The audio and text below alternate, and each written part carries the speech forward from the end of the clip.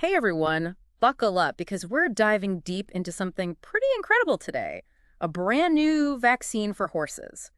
But here's the twist. It's made from plants. Yeah, from plants. And get this plant-powered protection could change everything we know about human vaccines too. It really could. This study, it was just published last month in the journal Vaccine.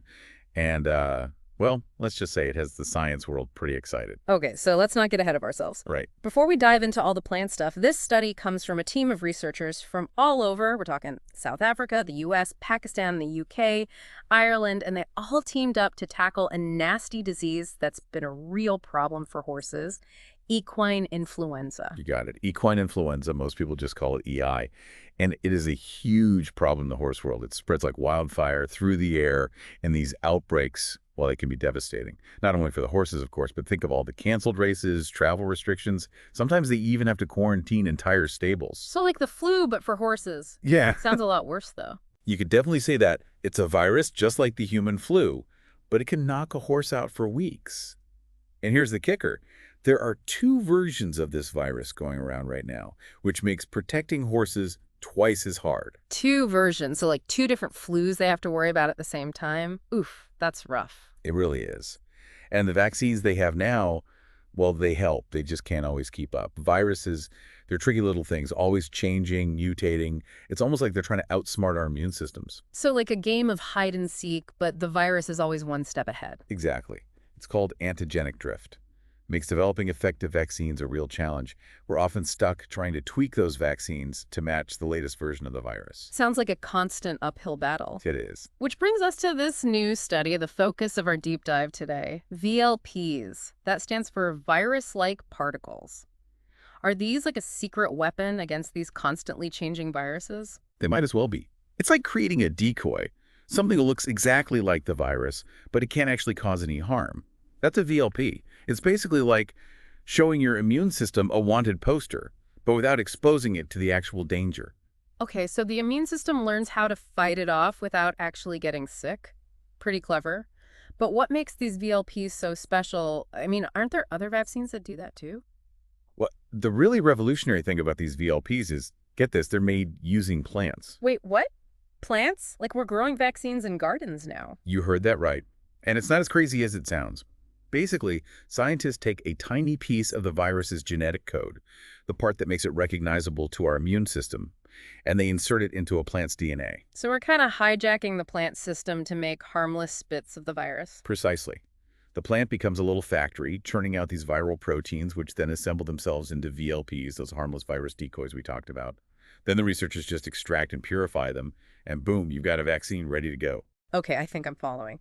But why go through all that trouble? What's the advantage of using plants to make vaccines? Well, you got to think speed, cost, and scale. Traditional vaccine production, it can be really slow and expensive. Plants, on the other hand, they're relatively cheap and easy to grow. So you could theoretically make a ton of vaccine in way less time. So we could respond to outbreaks faster and make those vaccines more affordable. Exactly.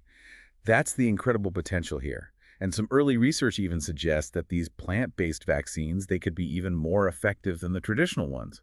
Plus the protection, it might last longer too. Okay, so now I really want to hear how this plant-based vaccine actually worked in the horses. Did it protect them? Oh yeah, it did. And that's where things get really interesting. And that's exactly what we'll be talking about next. Okay, so we've got these plant-powered virus decoys, these VLPs. Yeah. But did they actually work? Give us the details. Did they actually protect those horses? The results are really quite impressive. The most important thing is the vaccine was incredibly safe. They tested a bunch of different doses, and only one horse had a reaction, a little bit of swelling at the injection site, that's all. That's great to hear. Safety is always the top priority, especially when we're talking about new stuff like this. But did it actually work? Did it stop the horses from getting sick? This is where it gets really cool. After they vaccinated the horses, they exposed them to the real deal, the nasty FC1 virus. And guess what? The horses that were vaccinated barely had any symptoms at all. No fever, no runny noses. They were basically fine. Okay, so it stopped them from getting really sick. That's awesome. But Yeah. did it stop them from spreading it? Remember you said it spreads super easily between horses? You're absolutely right. That's the biggest worry with equine influenza outbreaks. But get this, the vaccinated horses didn't just stay healthy. They didn't spread the virus at all. There was no detectable virus shedding, which means they couldn't infect other horses. Wait, they didn't shed any virus. So even if they were hanging out with other horses, those horses would have been safe. That's incredible. It's a huge deal. It's what they call sterilizing immunity. Basically, the vaccine was so effective that the virus couldn't even replicate inside the horses, let alone spread to others. Wow, that's pretty mind-blowing. So we've got this safe, effective, plant-based vaccine that could potentially stop an outbreak in its tracks. You said this could be a game changer, and I'm starting to see why. It is. It really is. But before we get too excited, it's important to remember this was a small study. We need more research, especially in real-world situations, to really understand how well this vaccine works over time. Right, we need to make sure it's the real deal before we start celebrating too much. But Mhm. let's zoom out a bit here. We've been talking about horses, but you mentioned at the beginning that this plant-based vaccine technology could be huge for humans, too. Can you help us connect the dots a little? Absolutely. Imagine if we could use this same technology for human diseases like the flu, COVID-19, even some of the tougher ones like HIV or malaria. We could be looking at a whole new world of vaccines. Okay, now I'm really interested. So it's not just about protecting horses, it's about maybe changing how we fight diseases in people, too. Exactly. And this isn't just some pie-in-the-sky idea either. This kind of plant-based vaccine, it's already being tested for the human flu. One company has even gotten approval to use a plant-based flu vaccine already. Wow, so it's already happening. What are the biggest advantages of using plants to make human vaccines, besides the whole growing vaccines in gardens thing, which is pretty cool? Well, think about it. Plants, they're really efficient and cheap to grow, so we could potentially make a huge amount of vaccines super fast, which would be super important for responding to an outbreak. Imagine if we could have made the COVID-19 vaccine that fast. That's a great point. Would these plant-based vaccines be safer than the vaccines we use now? They could be, yes. Because we're only using a teeny tiny part of the virus, there's less chance of side effects. Plus, plants don't carry the same kind of contaminants that can sometimes be a problem with how we make vaccines now. So faster, cheaper, possibly safer. Are there any downsides to doing it this way? Well, with any new technology, there are always challenges. One of the big ones is making sure that the vaccine is high quality and pure. We need to be absolutely sure that every single batch is safe and effective. Right, so it's not as easy as just picking a vaccine off a tree. Not quite, no. It's a complicated process, and there's still a lot we're learning. It really does feel like we're on the edge of something big here, a whole new way of thinking about vaccines, maybe even public health in general. I gotta say, I'm feeling pretty optimistic after learning about all this. It is pretty exciting stuff. You know, when you see this kind of innovation and progress, it really makes you realize just how much potential we have to tackle some of the biggest health challenges we face.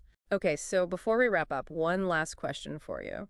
If you could give our listeners one thing to take away from our deep dive into plant-based vaccines, what would it be? That's a good question.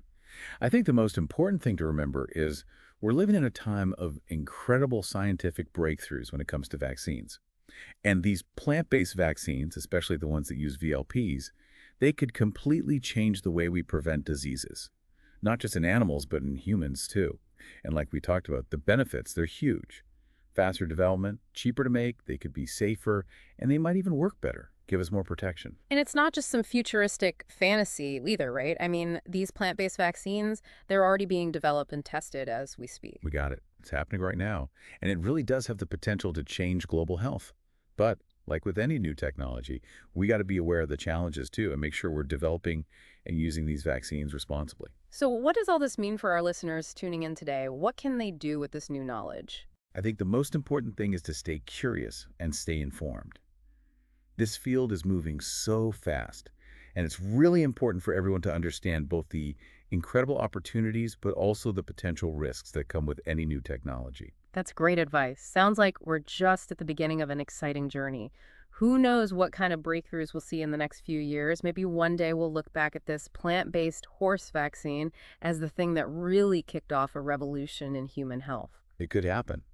It really could. And on that note, I'll leave your listeners with one last thought to chew on. If we can use plants to create vaccines that protect animals from these really serious, deadly diseases, could we use that same power to one day get rid of some of the diseases that have been plaguing humans for centuries? That's a really powerful question to end on. Thanks for joining us for this awesome deep dive into the world of plant-based vaccines. Until next time, stay curious, everyone.